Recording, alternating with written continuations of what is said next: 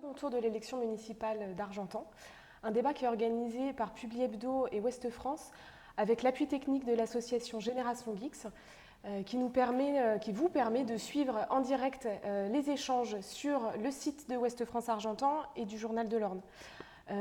Pour ma part, je suis Léa Dallaglio, journaliste à Publi Hebdo.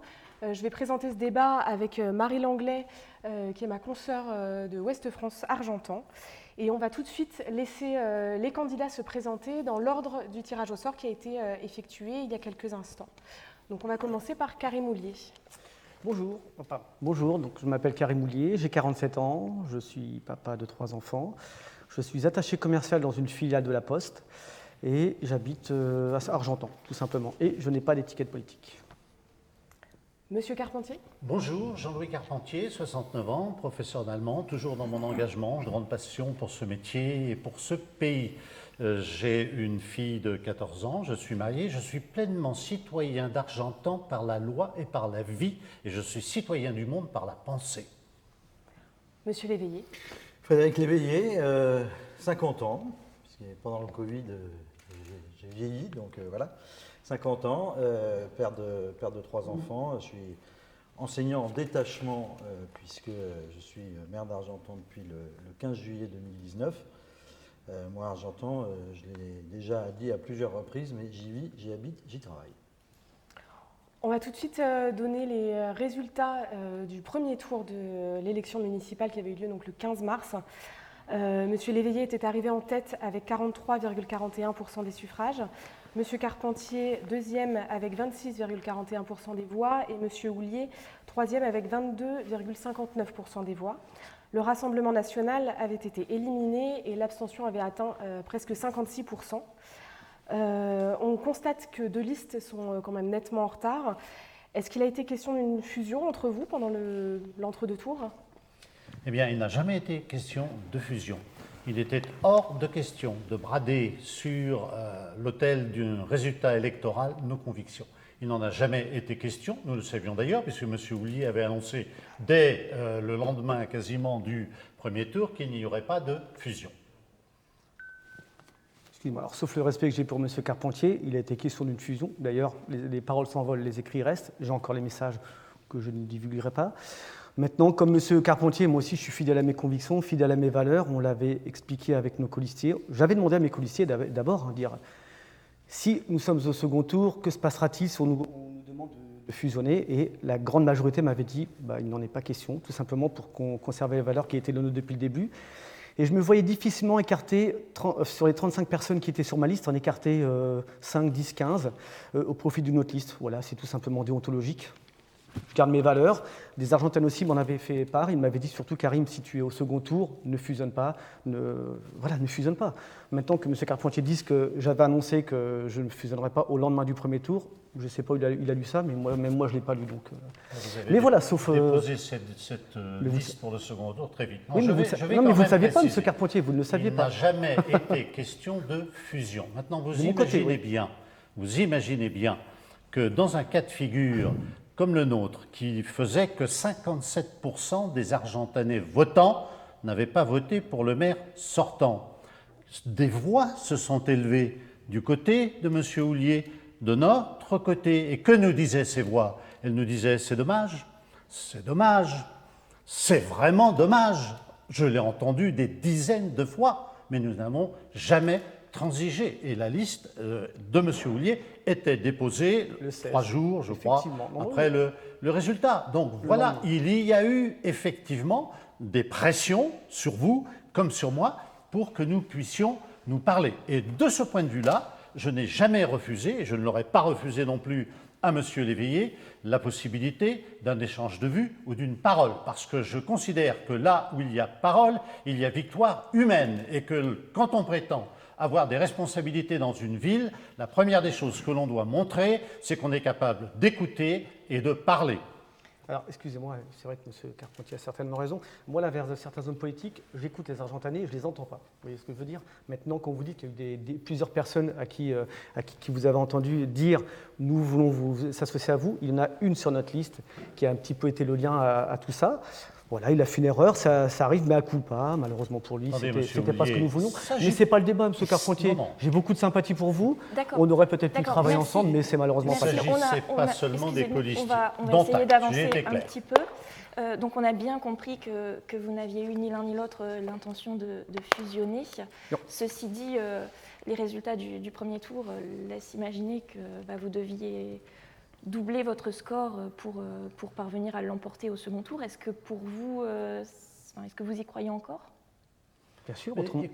Vas-y, je vous en prie, M. Carpentier. Je crois qu'il faut être très très clair. Qu'est-ce qui nous importe, nous?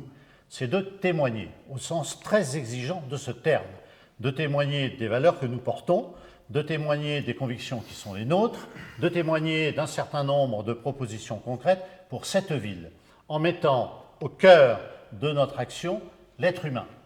Faire en sorte qu'il y ait dans cette ville un sentiment intensifié de l'être humain. Voilà ce qui nous importe. Et je vais vous dire, et ça va vous surprendre, que le témoignage en lui-même, la force de la pensée et des idées, peut être plus importante dans un premier temps que le résultat. Nous verrons bien quel sera le résultat. Nous verrons bien. Monsieur Houllier?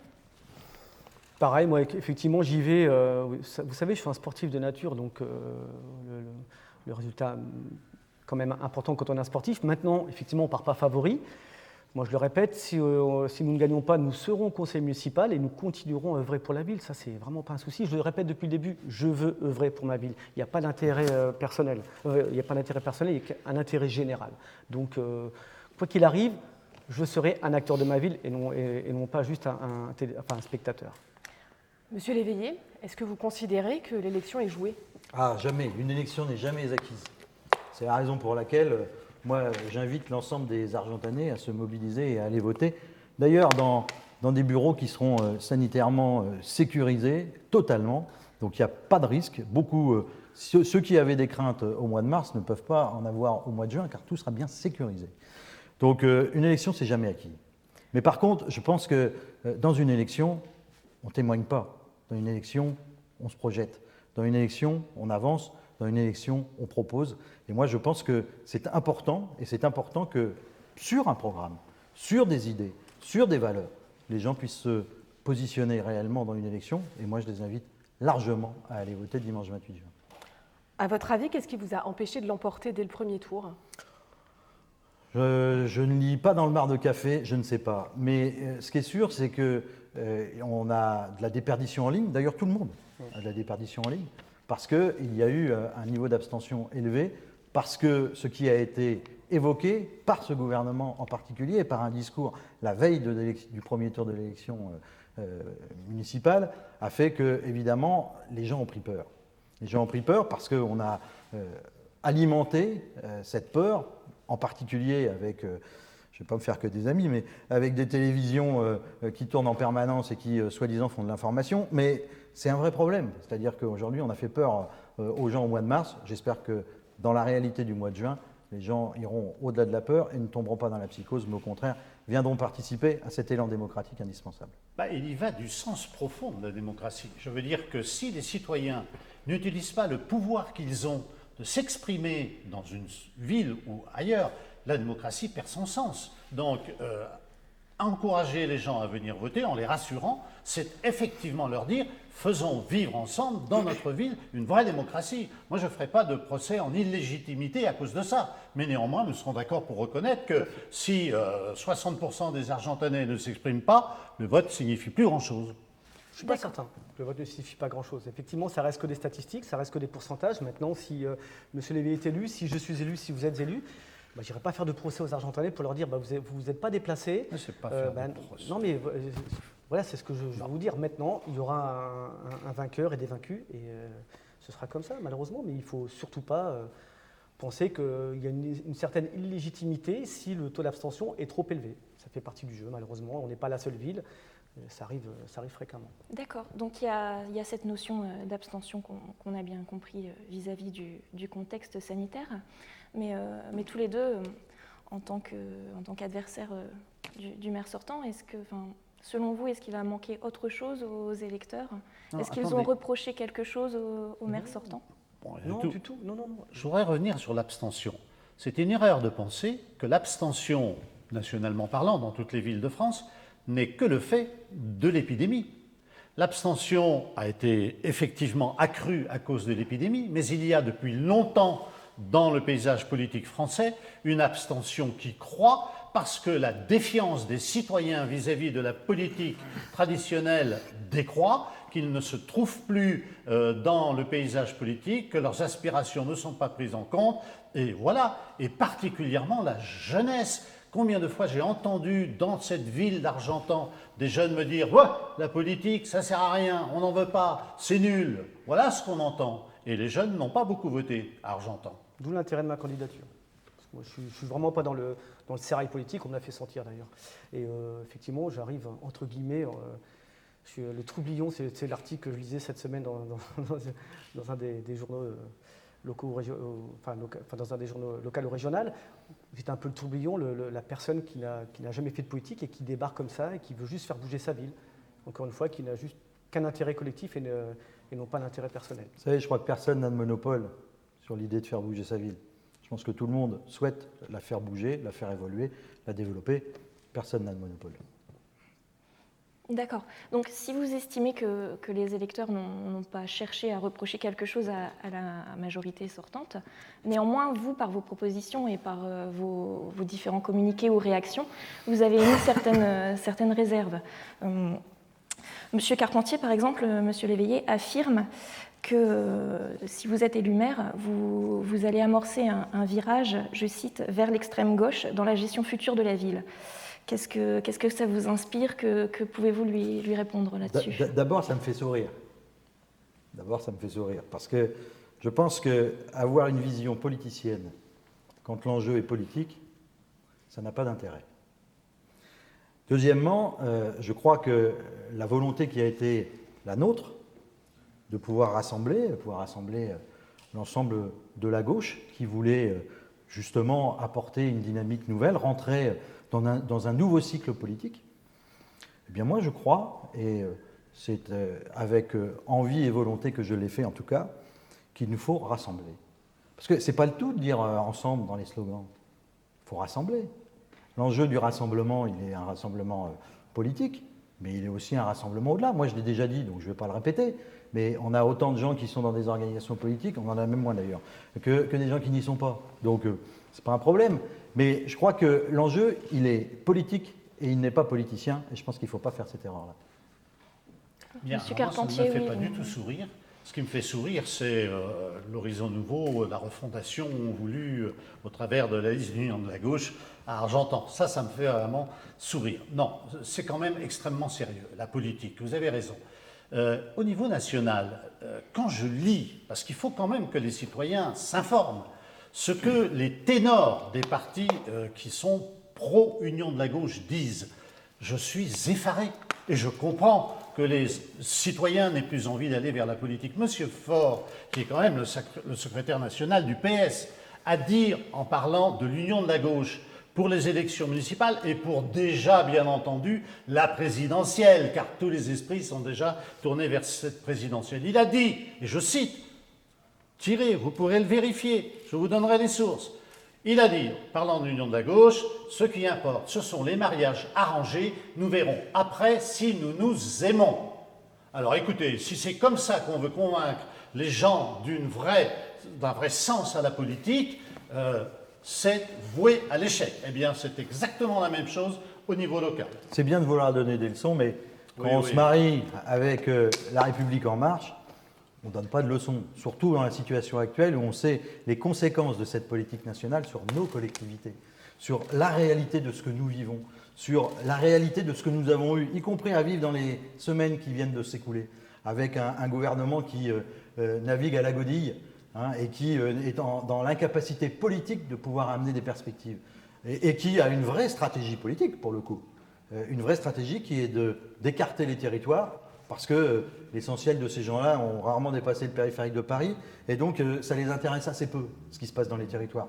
Moi, je crois que justement, tout l'enjeu, y compris local, y compris avec des gens qui, localement, certes, ils peuvent être engagés dans des organisations politiques, ils ne sont pas obligés. Vous savez, C'est fini le temps des partis où on était petit doigt sur la couture du pantalon et on devait exécuter avec brio ce que le grand leader Maximo évoquait. C'est terminé ce temps-là, heureusement d'ailleurs, parce que la politique, elle est grande, la politique, elle est forte. La politique, c'est aussi un lieu de réflexion et de discussion et d'échange. Et heureusement que nous ne sommes plus dans cette situation-là, même si je sens bien que le président actuel aurait bien envie que ça revienne.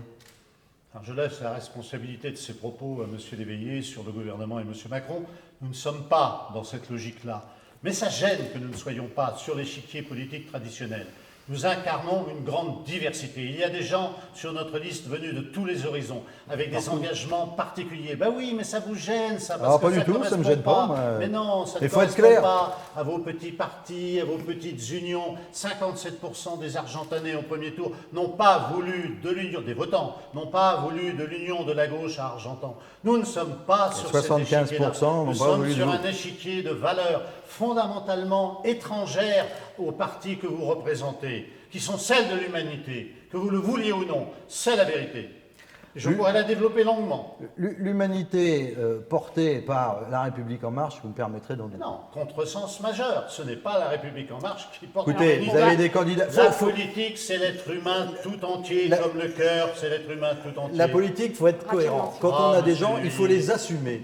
Ils sont à La République En Marche. C'est pas un scandale d'y être. Ça ne me pose pas de problème personnellement, mais il faut l'assumer, il faut être cohérent, il faut avoir une éthique politique. Quand on a des gens dessus, on le dit, c'est tout.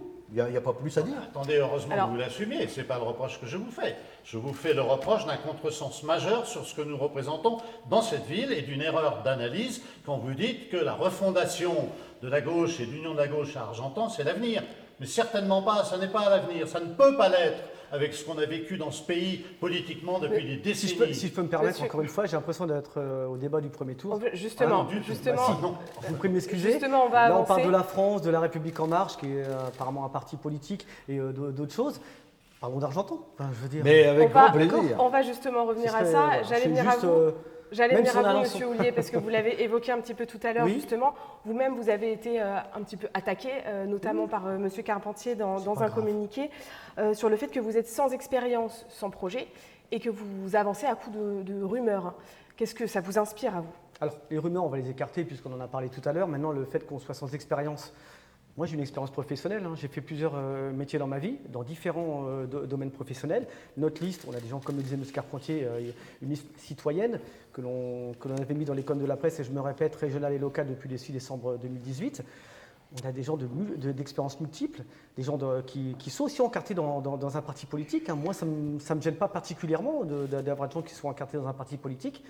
Donc, je pense que cette expérience est une excuse un peu trop facile pour des gens comme nous qui venons d'arriver. Nous ne sommes pas novices, on vient juste d'arriver dans ce monde. On parlait d'échiquier politique. Effectivement, je ne maîtrise pas tous les éléments de langage, pas encore en tout cas, j'espère jamais, parce que ce n'est pas du tout ma façon de voir. Bah, tant mieux. Moi, j'arrive avec ma fraîcheur, avec mon envie de faire bouger les choses, avec mon envie d'œuvrer pour la ville. Et c'est tout ce qui compte, peu importe les critiques. La critique est facile, l'art est difficile. Maintenant, qu'on me critique, qu'on m'attaque, ça ne me gêne absolument pas. Je ne suis pas quelqu'un de rancunier, je me répète. J'ai beaucoup de sympathie pour M. Carpentier, pareil pour M. Léveillé. Et j'ai envie de travailler pour ma ville, point final. C'est tout ce qui m'intéresse. Et sur la question du projet? Le projet, nous, il est, encore une fois, il est dans les colonnes de la presse régionale, locale, puisque je suis le candidat depuis le 6 décembre 2018. Sur notre page Facebook qui a été créée très très vite, puisqu'on était les premiers en piste, entre guillemets. D'ailleurs, je me répète à dire que j'ai fait un marathon. Et voilà, on a quelquefois des idées communes, on a des divergences d'opinion, on a un vrai projet pour la ville. Pourquoi on a un vrai projet pour la ville? Parce que nous, on a un ancrage territorial. On est dans cette ville. Voilà, la majorité des gens qui sont sur notre liste, qui sont sur ma liste en tout cas, sont des gens de terrain. Moi, si je suis élu à la mairie d'Argentan, je ne serai pas un élu de bureau, je serai un élu de terrain. Parce que tout simplement, c'est une valeur intrinsèque, j'arrive pas à rester enfermé dans un bureau, c'est ma façon de voir. Moi, j'aime être au contact des gens, connaître leur opinion, avoir leurs doléances. Et c'est comme ça que moi, je verrai la politique si je suis élu. Il faut des hommes de bureau, heureusement encore, il faut des gens qui puissent œuvrer dans l'ombre, mais moi, je serai visible. Vous avez justement dit que les autres candidats avaient puisé dans vos idées, donc dans ce que vous avez dévoilé depuis décembre 2018. Est-ce que vous pourriez nous citer une mesure en particulier qui aurait été volée Moi, je pourrais en citer une. Alors, on a puisé peut-être aussi de façon bilatérale. Maintenant, une mesure, moi j'entends parler depuis le début de mandature participative. Je dis depuis le début. Moi, j'ai toujours dit que si j'étais élu, je ne serais pas un régent. Je ne serais pas le maire qui régenterait la ville. Tous les élus, adjoints, conseillers, auraient une vraie mission sur Argentan. Moi, ce qui me plairait si j'étais élu, c'est que les adjoints et les conseillers soient encore plus connus que le maire. Qu'on dise, cette personne-là, c'est l'adjointe ou la conseillère qui s'occupe des incivilités, par exemple. Voilà, c'est une des mesures. On a peut-être une ou deux. Maintenant, je ne suis pas propriétaire de mes idées. Moi, j'ai répondu à ça parce que tout simplement, on m'avait attaqué en disant que je venais d'arriver et que j'avais, attention à l'expression un peu triviale, tapé dans les idées de mes concurrents. C'est totalement faux. C'est ça aussi l'avantage d'être parti en premier. C'est peut-être aussi l'une des raisons, tout simplement, pour qu'on ne me taxe pas d'être un candidat copieur qui est juste arrivé comme ça, sans expérience, sans volonté, et qui prend les idées des autres. Voilà, tout simplement. Je crois qu'il ne faut pas monter en épingle ce qui ne mérite pas de l'être. Dire à quelqu'un, dans une discussion, qu'il n'a pas nécessairement l'expérience voulue, ça n'est pas, me semble-t-il, une insulte, ça n'est pas, me semble-t-il, une raison de monter sur ses grands chevaux ça peut être une réalité, on en tire des conclusions pour soi-même. Je considère que dans tous les domaines, et je suis bien placé en étant enseignant, on apprend progressivement, on réussit à acquérir une expérience, des savoir-faire, une manière de pouvoir construire son chemin. Là-dedans, il n'y a rien de vraiment qui mérite que l'on s'offusque et que l'on se sente humilié. Je ne me sens pas humilié, M. Carpentier. Je vous dis juste qu'effectivement, je manque d'expérience politique. Peut-être, encore, ça va vite, j'apprends très très vite, c'est l'une de mes forces. Par contre, j'ai beaucoup de volonté. Et on a beaucoup de compétences aussi dans notre équipe. Et je pense que la compétence prévaut l'expérience quelquefois. Et on en a eu la preuve. Le fait est que vous avez tous trois un certain nombre de mesures en commun dans vos programmes respectifs, des choses qui vous différencient également. Monsieur Léveillé, par exemple, que pensez-vous des programmes de vos adversaires ? Écoutez, moi j'ai fait des comptes, qu'il faut regarder le fond. C'est pas du tout de faire des déclarations d'intention, il faut regarder le fond. Donc, moi j'ai repris les programmes tels qu'ils existent et qui sont écrits, quand ils ont été écrits. J'entends que vous avez un programme, mais il était un peu léger au premier tour. Il n'était pas léger, il est un peu plus épais au deuxième tour, même s'il est peu lisible, je vous le dis quand même. C'est tout simplement parce que je ne voulais pas faire une liste à l'après-vert et je ne voulais pas surtout endormir les Argentaniens. C'est tout simplement ça. Les idées, en tout cas, elles étaient couchées sur le papier, elles étaient sur les réseaux sociaux, elles étaient là depuis le tout début. Ne pas faire de liste à l'après-vert, je pense que c'est une bonne idée. Voilà. Par contre, je pense qu'il faut regarder la réalité des choses en face. Et aujourd'hui, vous faites 46 propositions. Il y en a 19 qui existent déjà. C'est que ça sont bonnes alors. Et il y en a dans la continuité. Oui, justement, c'est bien de les faire, mais elles existent déjà. Est-ce qu'elles existent bien? Oui. Non, mais déjà, on pourra les reprendre une par une si vous voulez. Et il y en a 9 qui sont dans notre programme. Quant à M. Carpentier, il fait 45 propositions. Et sur ces 45 propositions, il y en a 25 qui existent déjà et 20 qui sont les mêmes que les nôtres que nous faisons. Voilà. Donc, vous savez, je pense que quand les documents qu'on travaille, on ne les travaille pas comme ça au hasard. Ce document-là, il est sorti il y a longtemps, et il est sorti, j'entends bien que vous ayez été présent dans la presse peut-être avant, mais il est sorti auprès des Argentanais. C'est le premier document qui est sorti auprès des Argentanais, complet, avec un programme complet. Il ne vient pas de nulle part. Il vient d'un échange, d'un travail avec les Argentanais, entamé en avril 2019, pendant 3 mois, à la rencontre des Argentanais, pour pouvoir entendre les critiques, les remarques, les propositions, et pouvoir construire ce programme. Donc ce projet, tel qu'il est ici évoqué, qui a une approche qui est d'ailleurs une approche assez particulière, puisqu'on veut l'approcher en transversalité directe, avec des transversalités qui se croisent. Et bien ce projet, il a été proposé aux Argentanais le plus tôt possible, c'est-à-dire dans la période de la campagne qui a précédé très largement le mois de mars, et qui permettait aux uns et aux autres de pouvoir identifier ce qui était dans notre projet, les propositions que nous faisions. On entend les remarques, les critiques, bien entendu, c'est légitime, mais au moins on l'avait écrit. Bien, moi je voudrais sortir des chamailleries de cours d'école concernant un programme. Ça tu me l'as pris, ça tu me l'as pris, ça je l'avais déjà, ça c'était avant, on est là. où on est. Hein?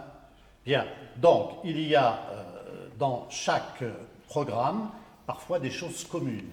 Et alors, certaines du programme de Frédéric Léveillé sont là depuis très longtemps. Elles ont été portées d'ailleurs par des gens qui sont aujourd'hui chez nous. Mais peu importe, pas de chamaillerie de cours d'école.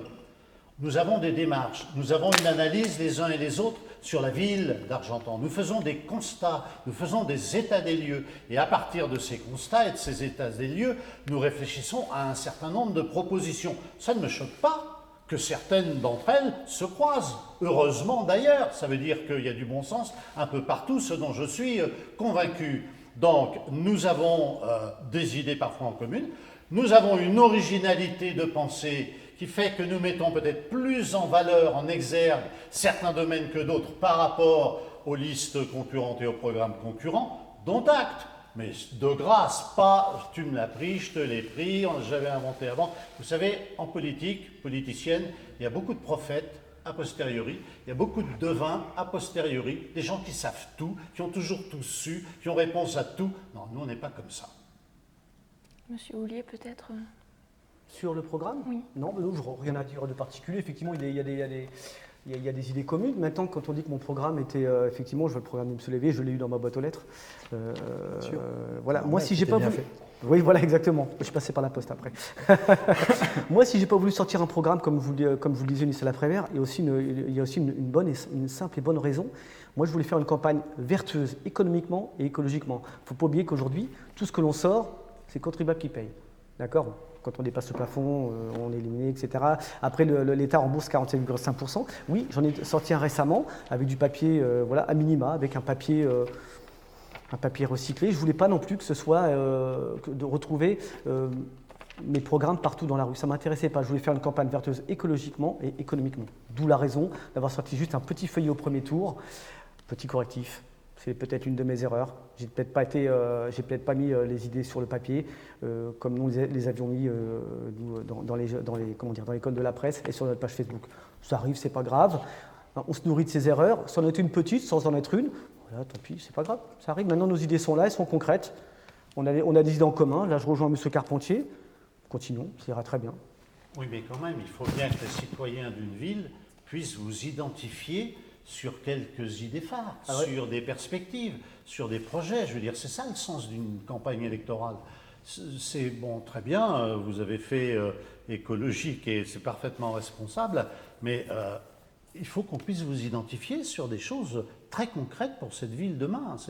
Moi, je le vois comme ça, en tout cas. Ils m'ont identifié, M. Carpentier. Je veux dire pourquoi ils m'ont identifié, parce que moi, je suis dans Argentan tous les jours. Oui. Et depuis 40 ans. Donc, ils m'ont identifié. Moi, je n'ai pas été chercher les idées des Argentanais 6 mois avant les municipales. Non, mais c'est vrai, c'est juste un détail. Oui, oui. Je suis président d'une association sportive qui réunit tous milieux sociaux. Je suis issu d'un quartier populaire. Je ne vais pas répéter, parce qu'on va dire encore une fois que je joue là-dessus. Moi, je suis argentanais de cœur, comme vous, hein, M. Carpentier. Et les idées que j'ai aujourd'hui dans ce fascicule, je les entends depuis plusieurs décennies. Donc voilà, c'est tout. Maintenant, on les a couchés sur le papier. Peut-être un peu plus tard que les autres, peut-être différemment des autres, tout simplement, parce qu'on veut faire aussi différemment pour notre ville. Je peux poser une petite question à Karim Houllier sur son projet, rapide. Hein. Il écrit qu'il veut déployer... accélérer le changement de l'éclairage public avec des ampoules LED, ce qui est déjà le cas, hein, je vous le dis quand même, et en permettant de réduire l'empreinte énergétique de la ville maintenant, et par la même occasion, l'éclairage de nuit. Est-ce que vous savez, à partir du moment où il y a eu une décision qui a été prise pour justement éteindre à 11h30 jusqu'à 4h30 du matin, est-ce que vous savez combien ça a permis à la communauté de communes d'économiser? Tout à fait, 150 000 euros. 106 000 euros par an. C'était 150 000 d'après votre comité il y a très peu de temps. Donc voilà, c'est bien d'avoir des principes et des valeurs sur je défends l'écologie, mais quand on fait des propositions, ça veut dire qu'on remet 106 000 euros sur la table pour l'inverse de l'écologie. Faut être cohérent. Alors je suis d'accord avec vous, M. Léveillé. Maintenant, savez-vous combien on peut économiser en remplaçant toutes les ampoules par des ampoules LED on peut diviser la facture, vous savez par combien? Par 20. Alors, si on investit massivement dans des ampoules LED, on réduira la facture par 20. Et en plus, ça permettra aux Argentanais qui sortent tard le soir pour sortir le chien. C'est mon cas parce que je sors mon chien tous les soirs. Vous êtes en centre-ville et ça n'atteint pas, donc il n'y a pas de problème. Bah non, c'est vrai, j'ai remarqué ça d'ailleurs. Les quartiers. Donc, vous voyez, vous n'avez même pas de problème avec votre chien. Parce que je me promenais assez loin, mais mon quartier, c'est vrai qu'il est assez privilégié par rapport au quartier des provinces, au quartier Saint-Michel, au quartier Vallée d'Auge. Maintenant, c'est un investissement, c'est pas juste un coût. Si on change un peu plus vite. Vous voyez, c'est intéressant ça, parce qu'en termes de réalité économique sur une collectivité, le principe que je peux partager, l'idée de dire on change tout d'un coup, ça, théoriquement, c'est bien. Économiquement, c'est pas viable pour une collectivité. Parce qu'il y a un budget quand même. Bien sûr qu'il y a un budget. Que si on change tout d'un coup, ça veut dire qu'on y met une somme absolument colossale et c'est pas possible. Donc, quelle a été la stratégie? La stratégie, elle est de changer au fur et à mesure, de remplacer et de réussir à avoir une programmation. Mais une programmation sur la durée, c'est impossible. Ce serait démagogique d'imaginer et de dire qu'on changera ça dans une année, sauf à considérer que le budget n'a aucune importance. Je ne considère pas que le budget n'a aucune importance. Maintenant, il y a certainement des arbitrages à faire. Admettons que ce ne soit pas possible. Non, c'est pas admettons, c'est la réalité économique. Oui, mais on peut l'accélérer. Je trouve que ça, c'est mon avis, c'est aussi les avis de beaucoup d'Argentanais. On peut l'accélérer. Maintenant, quand tout sera changé, est-ce que l'éclairage public argentanais restera allumé la nuit? Mais ça fait partie des réflexions à mener, mais c'est un vrai coût qui est un vrai coût d'économie qu'il faut quand même avoir en compte. Vous savez, les Argentanais, ils nous disent « Ah là là, ça va coûter cher, ça va être pris sur nos impôts ». Là, ça économise, ça fait ça prix de moins sur les impôts. Là, c'est pas un coût, je trouve que c'est un investissement. En plus, un investissement bien sûr, justement. Voilà. Moi, je pense qu'il y a deux choses importantes. D'abord, il y a effectivement le programme, parce que le programme, ce sont les idées qui sont l'émanation de réflexions collectives, en tout cas ça a été notre cas, et sur lesquelles les citoyens peuvent réfléchir et se faire une idée. Mais il y a une autre dimension, c'est qu'il ne suffit pas d'avoir les idées, il faut avoir l'équipage, les personnes qui les portent, ces idées, et qui, par leur travail, leurs compétences, et nous avons fédéré, nous, vraiment beaucoup de compétences sur notre liste, sont capables d'incarner ces idées dans la réalité, de traduire le bien pour la ville d'Argentan, de traduire le juste pour la ville d'Argentan, par exemple, dans la réalité. Il faut des hommes et des femmes capables de le faire. On va passer à la prochaine question. On voulait aussi vous parler de la communauté de communes. Déjà, est-ce que vous êtes personnellement intéressé par la présidence ? Monsieur Houllier? Non, depuis le début, nous avons une colissière, Brigitte Choquet. Voilà, moi j'ai envie de travailler en synergie. J'ai envie d'être le maire d'Argentan. Effectivement, c'est cette coutume de dire que le maire d'Argentan doit être président de l'Interco pour qu'il y ait une espèce de synergie, qu'on puisse travailler en bonne intelligence. Moi, je crois dans une équipe, quand on s'entend bien, ça peut très bien se passer. Donc, ça se passe très bien avec Brigitte. C'est une femme compétente qui a les qualités pour être présidente de l'Interco. Moi, je trouve qu'elle a les prérogatives pour briguer ce poste. Voilà, tout simplement. Donc, je vais être clair, non, je ne brigue pas personnellement le poste d'Argentan Intercom. Et je le dis depuis toujours. Donc, on me l'a reproché quelquefois. Elle a les qualités politiques pour le briguer. Dites-vous, vous sans doute également, est-ce le cas? Vous êtes tous deux, l'ensemble de votre liste d'ailleurs, soutenus par le député Jérôme Nury, républicain. Est-ce que cela peut jouer en faveur d'une candidature dans le cadre de la communauté de communes?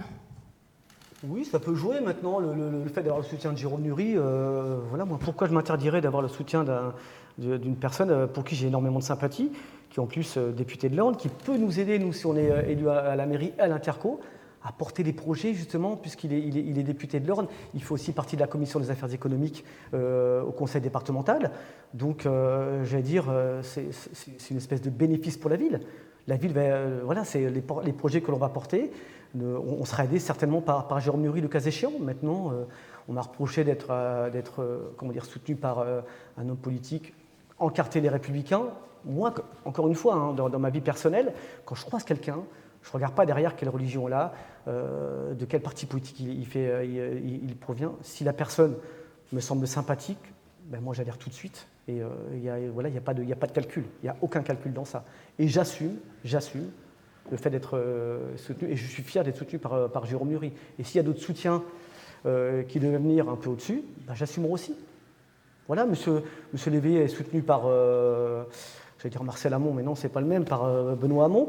Non, je suis pas soutenu par par Génération Ouest, en tout cas. Non, c'est pour ça, c'était une petite... Marcel Hamon, en plus, je crois qu'il commence à être très âgé. C'est une petite boutade, mais moi, ça me gêne pas que M. Lévy soit... Monsieur Hamon. Ouais. Ah bon. Moi, ça me gêne pas que M. Lévy soit soutenu par Génération Ouest, par le Parti communiste, Voilà, tant mieux s'il a des soutiens. Ça veut dire qu'au moins, nous, notre projet est viable. Si on a le soutien du député de l'Orne, ça veut dire que notre projet est viable, que notre équipe est viable et qu'on peut faire quelque chose pour cette ville. Autrement, il ne nous soutiendrait pas, je pense en tout cas. Oui, mais c'est quelque chose qui peut peser auprès des élus locaux de l'Interco. Oui, certainement. Est-ce que du coup la candidature de Mme Choquet pourrait rester pertinente, y compris si vous vous retrouvez dans l'opposition à Argentan ? Pourquoi pas, bien sûr. Pourquoi non, bien sûr, pourquoi la candidature de Brigitte ne serait pas pertinente si on était dans l'opposition ? Parce que c'est quelqu'un aussi qui a des valeurs, et je sais, même si on était dans l'opposition, qu'elle saurait construire pour sa ville et pour son territoire. Ça, c'est une évidence. C'est quelqu'un qui n'est pas clivant, qui n'est pas là qui n'a pas d'ambition personnelle. Voilà, elle aime sa ville comme nous l'aimons, comme j'imagine M. Carpentier et M. Léveillé l'aiment. Et même si on était dans l'opposition, oui, je pense qu'elle a tout intérêt et toute la légitimité pour être président d'Argentan Intercom. Il n'y a aucun souci par rapport à ça. Monsieur Carpentier, peut-être votre position sur l'Interco ? Bien, écoutez, notre horizon aujourd'hui, c'est l'élection municipale. Jusqu'à dimanche, c'est notre horizon, il n'y en a pas d'autre, et nous allons faire de notre mieux pour que notre programme, nos pensées trouvent un écho dans cette ville. Ça ne veut pas dire que nous ne réfléchissons pas sur l'intercommunalité, mais pas en termes de « tu seras président », tu seras vice-président, et toi viens avec moi, tu seras aussi vice-président, et puis celui-là on va décaler. Non, mais attendez, non, nous réfléchissons sur l'intercommunalité à plusieurs niveaux. D'abord, on peut aujourd'hui analyser ce qui s'est passé jusqu'à maintenant en termes d'intercommunalité et de lien entre la commune-centre et l'intercommunalité.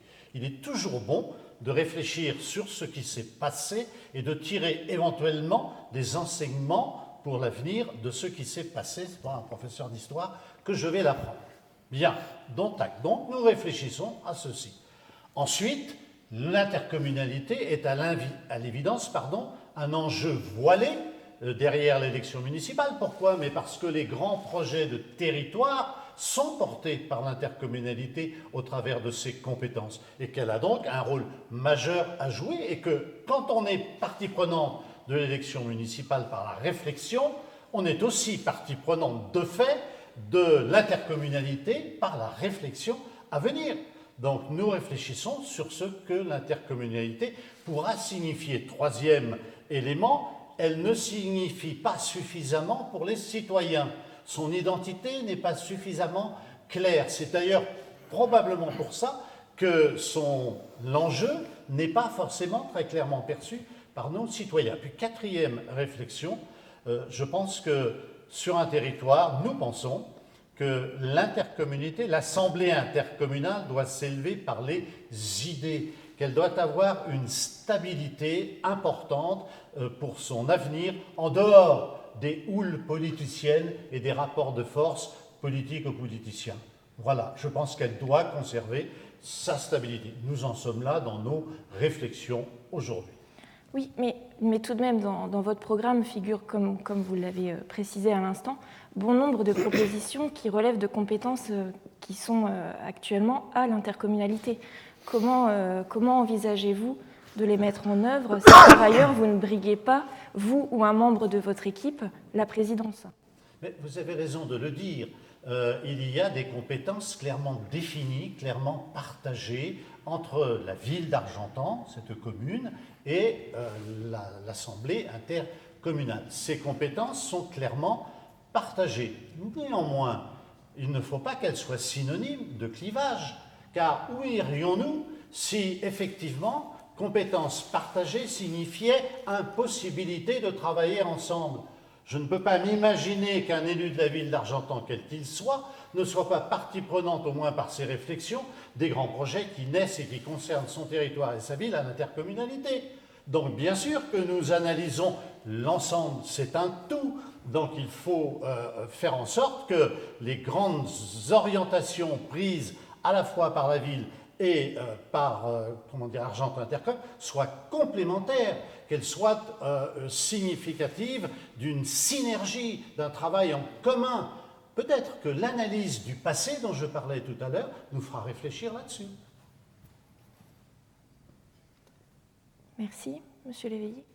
Alors, 3 remarques. La première, c'est que normalement, il n'a échappé à personne que le 28 juin, on élit à la fois les conseillers municipaux et les conseillers communautaires. C'est la loi. Cette évolution, elle a eu lieu déjà depuis 2014, c'est l'évolution de la loi. Ça, c'est la première remarque. La deuxième remarque, c'est que construire une intercommunalité et continuer à développer une intercommunalité, ça doit d'abord se faire autour d'un projet de territoire. Pourquoi le projet de territoire? Parce qu'on est dans une situation géographique assez particulière. D'ailleurs, je pense qu'il faut l'évoquer dans la situation que nous connaissons. Argentan est la seule ville de l'Orne sans agglomération géographique. Je ne vais pas rentrer dans les détails géographiques, mais c'est la seule ville de l'Orne sans agglomération. Ça veut donc dire que son intercommunalité, finalement, doit quelque part construire cette agglomération. Qu'il y a des évolutions aujourd'hui territoriales. Il y a des communes nouvelles qui se sont organisées déjà depuis 2014, qui sont aujourd'hui avec un certain nombre, là aussi, de compétences et de responsabilités. Qu'il y a une vision du territoire qui doit être une vision à la fois partagée, parce que nous avons un grand territoire qui va des portes de la Ferté-Massé aux portes de Gacé, si on regarde bien. Et donc, ça veut dire qu'il faut qu'on ait une cohérence, une cohésion pour pouvoir construire un vrai projet qui soit non pas un projet politicien, mais un projet politique. Un projet politique, ça veut dire quoi? Ça veut dire les affaires de la cité, quand on regarde sur une ville, quand on est sur une intercommunalité, c'est les affaires du territoire, de l'ensemble du territoire. Et ce qu'il faut réussir à construire, et je crois que des choses ont déjà été menées, qu'il y a encore à y travailler, à développer, c'est la façon dont on peut travailler ensemble sur ce territoire intercommunal, sur des thématiques qui sont des thématiques identifiées. Il y a les compétences obligatoires. Le développement économique, par exemple, c'est une compétence obligatoire. Donc ça veut dire qu'on ne se pose pas la question, ça doit être vu au niveau intercommunal. Mais il y a aussi des compétences qui sont des compétences facultatives. Et puis il va y avoir des nouvelles compétences. Des nouvelles compétences qu'il va falloir mettre en valeur en amont, et qui sont des compétences complexes. Je crois que je l'ai déjà évoqué, mais j'y tiens, parce que c'est un peu technique, mais c'est important. L'évolution de la loi fait que ce qu'on appelle la GEMAPI, c'est-à-dire la gestion des milieux aquatiques et la prévention des inondations, c'est aujourd'hui intercommunal. Un vrai sujet majeur, qui n'est pas un sujet politicien, parce que ça, alors là, pour le coup, c'est pas l'enjeu. En revanche, c'est un vrai sujet politique. Parce qu'aujourd'hui, on le voit bien, on est au mois de juin et il fait 34 degrés. Il y a quand même un petit problème. Bon, il y a bien une réalité d'une urgence climatique indispensable sur l'ensemble de nos territoires. Et ça ne se réduit pas à une ville, ça ne se réduit pas à une intercommunalité, c'est bien au-delà de nous. Sauf que ces thématiques, qui sont les thématiques de l'eau par exemple, elles vont être fondamentales dans les années qui viennent et dans les mois qui vont venir. On a eu un peu de chance, les nappes sont bien remontées aux périodes de novembre, décembre, janvier, mais on sait et on imagine, on est déjà au mois de juin, il fait 28 degrés le 28 avril, il fait 34 degrés le 24 juin, il y a quand même quelques problématiques. On imagine bien qu'on va avoir des soucis, y compris avec l'eau. Donc ça, ce sont des vrais sujets qu'il va falloir que, parce que c'est la loi, l'intercommunalité se saisisse et trouve un certain nombre de solutions réelles, concrètes et précises. Pas de la philosophie, des solutions concrètes. Et ça, c'est des vrais sujets qui sont aujourd'hui devant nous. C'est pourquoi il faut avoir, certes, des visions politiques, mais aussi, malheureusement, parce que c'est comme ça, travailler aussi un peu des sujets techniques. Mais donc, concrètement, la présidence, ça vous intéresserait en tant que... Moi, vous savez, je n'ai pas changé de position. J'ai toujours expliqué que j'étais disponible si on considérait qu'il était plus utile que le maire d'Argentan soit le président de l'intercommunalité. Je suis toujours disponible. Et donc, au premier tour, la majorité des élus d'Argentan Intercom, enfin des maires, je veux dire, des communes qui composent le périmètre d'Argentan Intercom ont été élus. Est-ce que vous avez déjà sondé un petit peu les uns les autres leur opinion Vous savez, il ne faut jamais mettre la charrue avant les bœufs. Il faut faire les choses dans l'ordre. Il faut d'abord régler les élections municipales avant que de se projeter sur la suite. Certes, les délais seront assez courts, mais il y aura de quoi discuter à partir du 29 juin.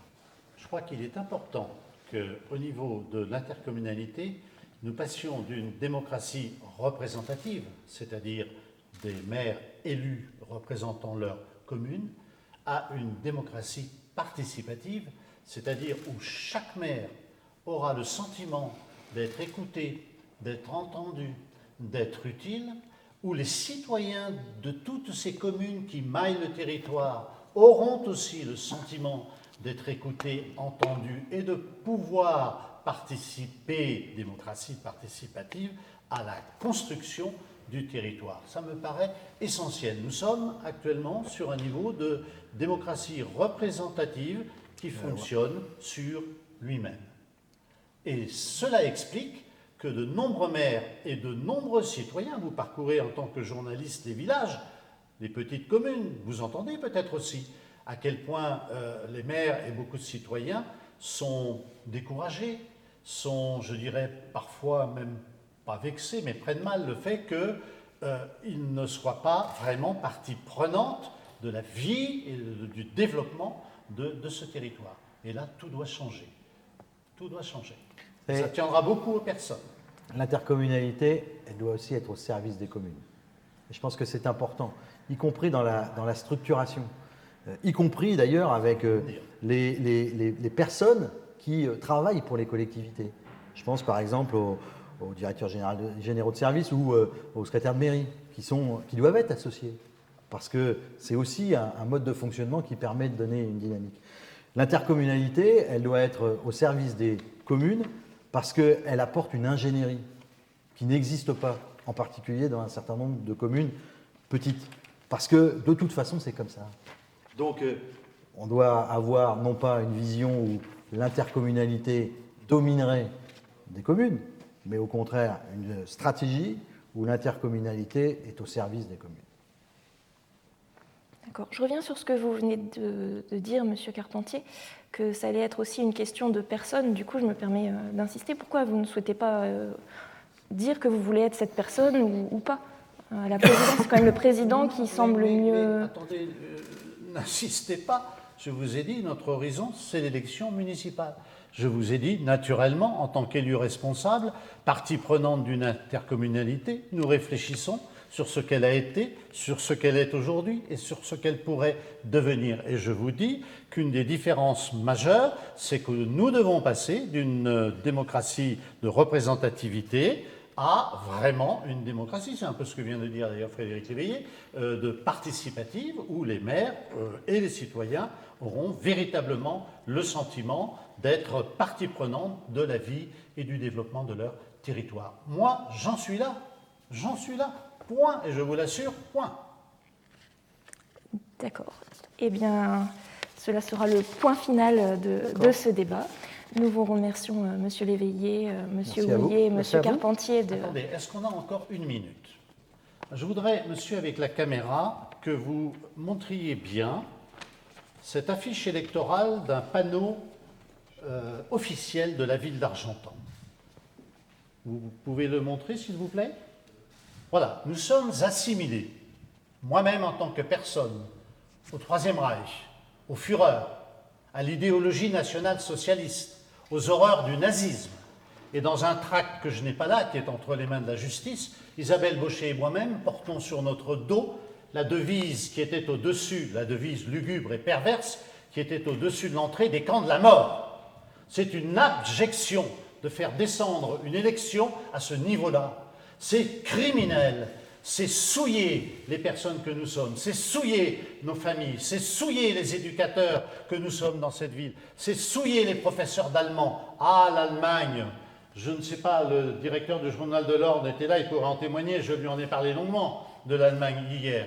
C'est souiller, maculer l'image de notre ville. Vous pensez que des gens viendront, seront attirés dans une ville où on sera capable de faire ces dessins et d'afficher ça et de faire des campagnes électorales sur ces critères-là? C'est honteux. Et j'espère, puisque nous avons, et je ne porte pas d'accusation, de très fortes présomptions de culpabilité, nous les avons. Mais la justice va faire son travail. Mais ceci est absolument lamentable. Et je dis aux Argentanais, indignez-vous et ne laissez pas votre ville s'enfermer dans ce genre de bêtises, mais ignobles.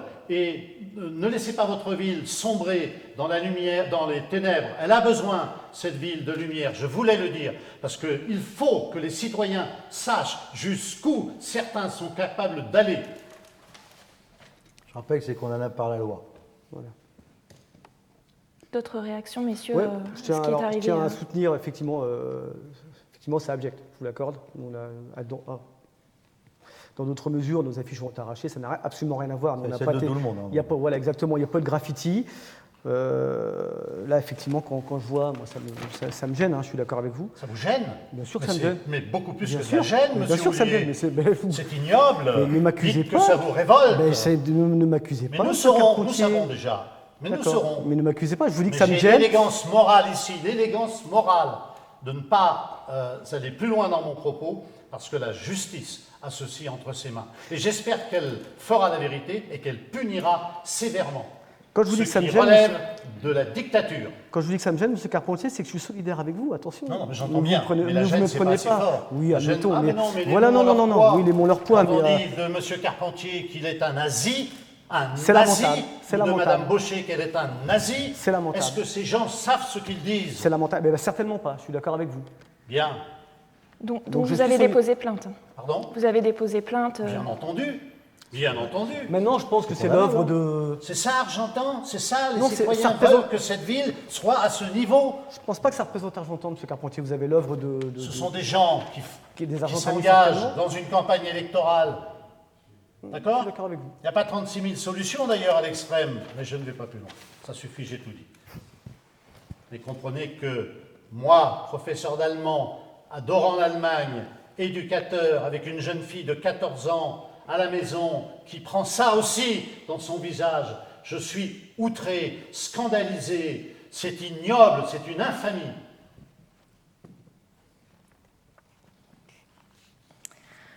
Donc nous allons conclure ce débat. Merci à tous trois merci à vous. d'y avoir participé. Nous remercions aussi les personnes qui nous ont suivis au cours de ce direct et qui suivront ces échanges demain, car vous aurez la possibilité de les retrouver retransmis sur les sites respectifs du Journal de l'Orne et de Ouest France.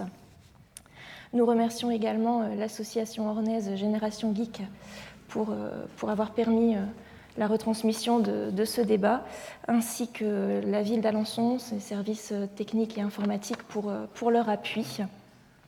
Et vous aurez la possibilité d'assister demain, jeudi, à partir de 19h, au dernier débat organisé dans le cadre de ce second tour au municipal, et qui concernera cette fois la ville d'Alençon et les 4 candidats encore en lice.